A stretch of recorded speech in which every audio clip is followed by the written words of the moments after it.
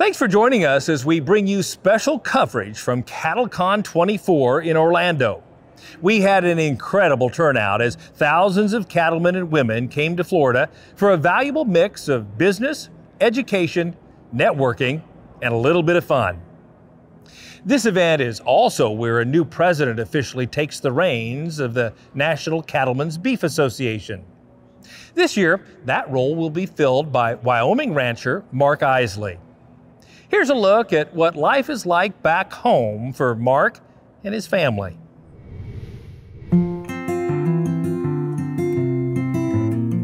The windy high plains of southeast Wyoming are home to the King Ranch, founded in 1911. Mark Eisele started as a hired hand on the ranch more than 5 decades ago when he was just 15 years old. I grew up on ranches and being around ranches my whole life, and I was always around horses, always around cattle, around some of the people I admired. As I got older, I started helping around different ranches.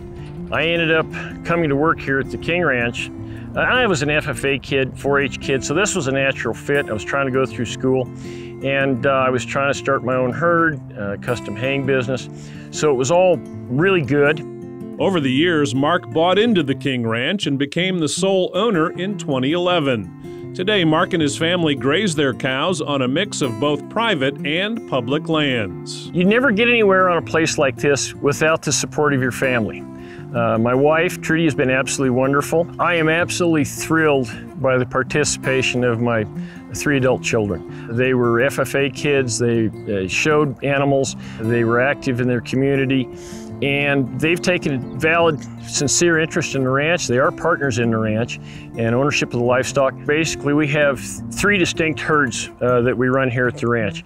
One is our mountains cattle, mostly red and black, Angus, and then we have a stay-at-home herd, and they're also mainly red and black. And then we have the family trust herd, which is actually the cattle sitting here behind me, and they've been here since the beginning, and we keep them at the ranch at all times. Mark's own experience demonstrates that managed grazing on public lands helps preserve healthy open spaces and wildlife habitat, and he believes it's important to the U.S. cattle industry that public lands ranching is defended. A lot of folks that don't run on public lands don't understand it's part of how we raise cattle, but it's also an important place where the line is kind of drawn in the sand.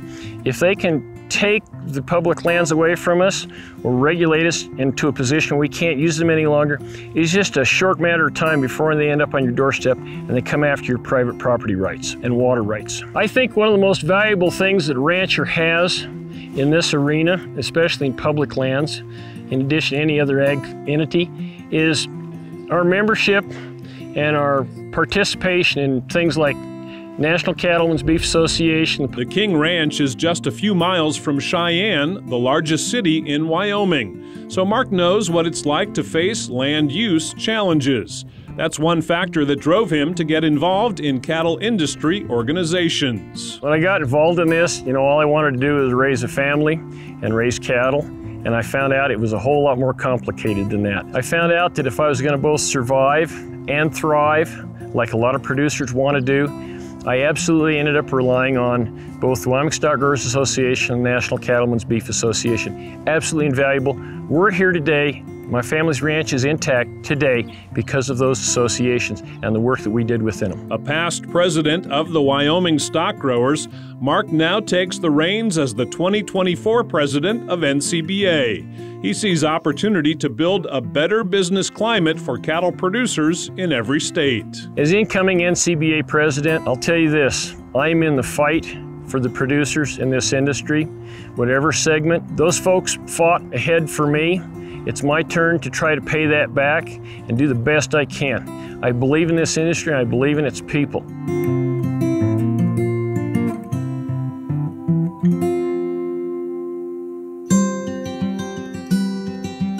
Mark says that during his time as NCBA president, he'll focus on opportunities to strengthen the cattle industry and tackle any challenges that threaten producers' freedom to operate.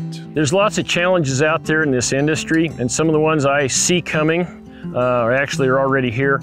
Government overreach and overregulation is one of the biggest of my concerns. One of the biggest challenges to any producer, regardless of where you're at or what you're doing, is the tax problems that the federal government imposes on us. The death tax, for lack of a better term, is exactly what it is.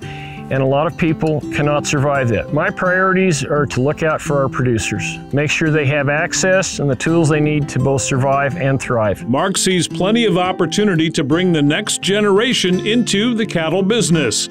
That's one reason he's excited to serve as NCBA president and to help build a sustainable, profitable future for everyone in the beef industry, including his own family. Sometimes there's a lot of concern about the age and the transition of ranches and farms. And I'm guardedly optimistic because I think there's a lot of opportunity. For me, one of the most meaningful things in my whole world is to have my family, my kids, my grandkids here on the ranch with me. One of the reasons I want to serve and do what I'm doing it for my family.